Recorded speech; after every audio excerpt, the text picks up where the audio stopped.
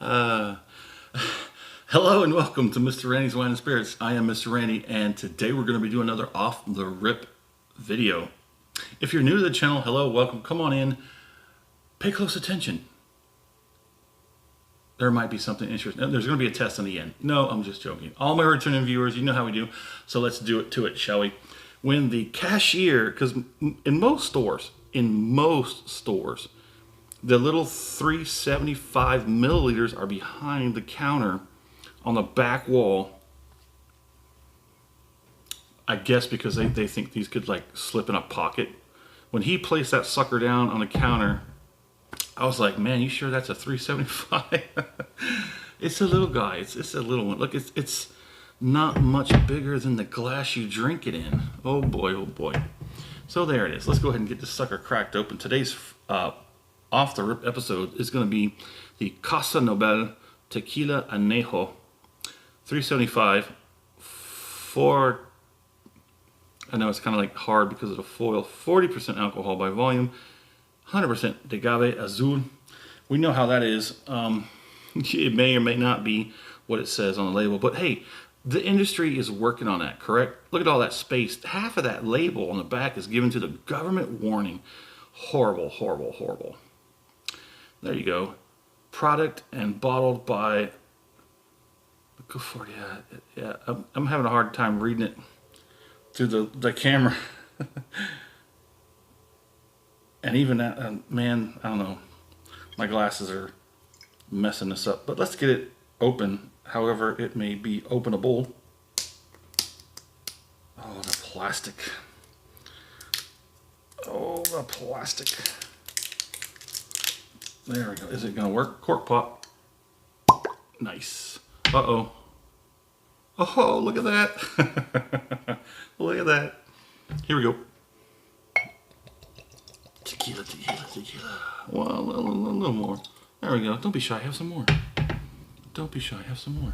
And try not to spill some of it. Okay. Casa Azul. This has been on my to acquire list. That looks like creek water, doesn't it? That's a relatively dark anejo. Whoa, what the heck? There's like maple and oak and light vanilla, light cinnamon, light caramel. There's something sort of oaky, woodsy, with a slight dusty twist. It's almost like a really light bourbon. Yeah, it comes off. I'm trying to get the anejo, the agave. Where's the agave? It's so blended. The nosing, the characters is so blended well. I mean, does it not look like a bourbon? It smells like a bourbon too. Yeah, of course it's finished in barrels. It could be ex-bourbon barrels. So we'll have to get to that on the full review. But first off, episode 1 is not the Phantom Menace. It's off the rip. And we have our off the rip pour and we share because that's what we do. Part 2 is going to be halfway down. It's a little bottle, so it won't take long. It'll probably take a day, maybe 2, and I'll get down to the halfway point. I'll cork it, put it on the shelf, and let it sit for a week, week and a half. It might even hit 2 weeks. I don't know. I have pretty good scheduling and discipline to keep that schedule in line. It definitely smells like a light, woodsy, oaky, sort of slight peanut character bourbon. Yeah, that's interesting. So part 2, full review. I let it sit for a while. I go online. I find out as much information as possible. Sometimes next to nothing. I come back. We talk about it. I score it. We continue to drink it because part 3, final pour. This might be a difficult one to like stop right around the final pour. And we compare that last pour, the final pour, to this first pour off the rip and everything in between that little guy. That's a little guy. Oh, he's so cute. Okay, so I'm sitting here, I'm swirling, I'm trying to let it open up and off gas, but I think it's just a waste of time. But what we really need to do is wait to get a real decision right here on the halfway point. So let's go ahead and get that first acclimation pour out of the way.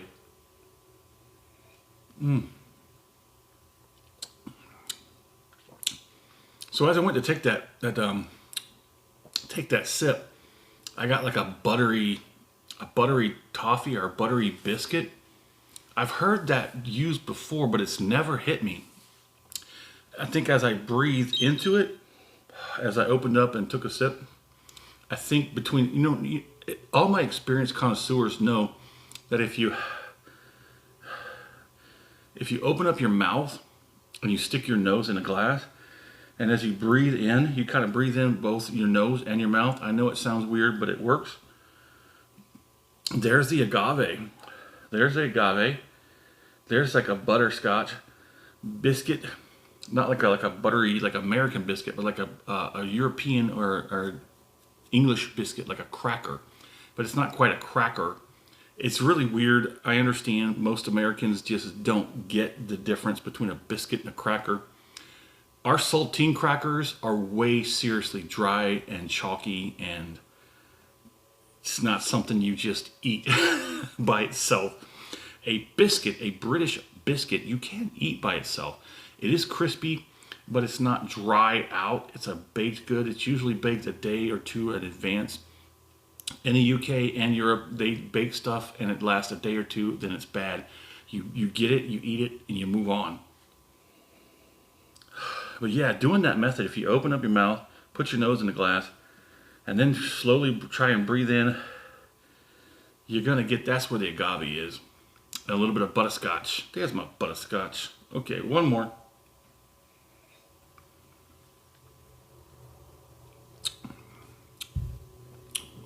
That's a pretty good palating. There's some agave. That's where the agave is mostly. It's going to be on the palate. There's some good sweetness, some vanilla, some caramel. It seems somewhat balanced. A little bit of oakiness. It seems balanced on the palate. I still haven't gotten my thing framed. We did have a casualty. We had another casualty during the move. It wasn't anything whiskeys or wines related. It was my coffee stuff. I have a Hario switch. It's a coffee thing. It's a pour over infusion. It's like a glass funnel, and that glass funnel part broke. But the thing is, I haven't really used it in such a long time because I use a mocha pot now, straight up all the way through and through. That's how I make my cortados. I'm on this cortado kick, and I'm trying all like Starbucks. Starbucks makes one taste like Oreo cookies. It's got a serious amount of calories and carbs. That's why I never have it but once in a while. Black Rifle Coffee makes one, I think I call it a Liberty Bell. But I got to make sure to tell them that not to use whole milk, to use like half and half or like a natural sweet creamer. That's where it really tastes like you're drinking a liquid Oreo. That's kind of crazy. That's the Starbucks. The Black Rifle Coffee is not too bad, straight up. There's a few others, like I haven't tried Dutch Bros yet. There's a place called Scooters. If you're in and around the San Antonio area, you know there's a place called Scooters. There's a few of them here and there peppered around the area. I haven't been there yet, but we're gonna make that a point to get out there. So I think I can get one more out of this.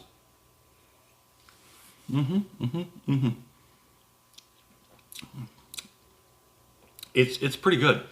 I'm gonna have to admit that there is something in this that is giving me concern. If you've drank enough tequila, you'll know that when they say not all natural, they'll say no additives. But I feel like there's this sort of little nagging little character that's telling me that this is not all natural.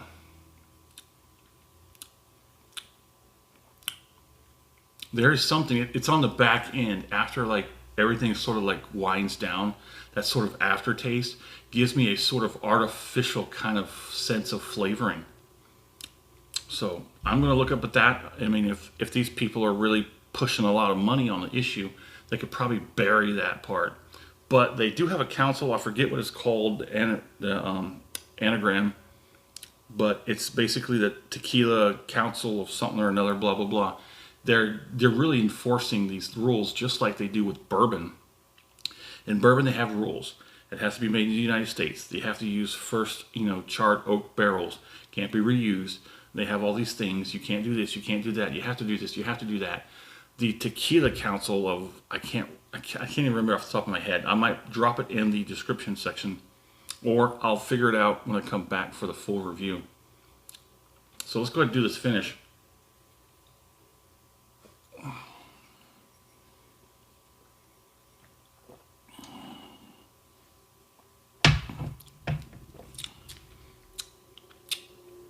If you like the video, go ahead and hit that thumbs up button. And if you're not subscribed to the channel, go ahead and do that. That way, as soon as these videos get uploaded, they'll come right to you. They'll show up in your timeline, your feed, or whatever. In your subscription section. Yes, I heard you. Yes, again, so initially, like 75% of this is going to be good. But then as it gets to that last quarter, it starts to wane. I start to get this sort of somewhat semi-artificial, I can't quite nail it down at the point, I'm not too far into tequila. But there is something concerning, and it does seem like it may be something artificial. And that's kind of a shame, because the rest of this, the majority, like 80% of this is good. It would be a shame if you ruined it by adding something that's within the 10% margin. Now that council does state that in order to be, 100% whatever, they say, oh, you can't have anything artificial in there, whatever. But these companies, they put something between 1 and 2% margin for that error, okay? And that's a lot of room to play when you're dealing in great, huge vats. 1 to 2% could be gallons of something. And that gallons of something can really make the difference. It can make it sweeter. You can add a little caramel flavoring, vanilla, what have you. So the finish, like I said, it's pretty good. All the way up until that very end where everything starts to dissipate. I get pretty much cheeks, gums, lips, a little bit on the back end. For me, for some reason, the majority of tequilas fall flat on the tongue. It's kind of bland. It's kind of like I wrapped my tongue in wet cardboard. But everything else in the mouth is pretty good, besides that concerning issue. But there it is. Yeah. So in the comment section, do me a favor. Let me know where you're at. What are you drinking? What's going on in the world of libations around you? And as always, thanks for stopping by here at Mr. Randy's Wine and Spirits. The jury's out until the full review, so come back for that.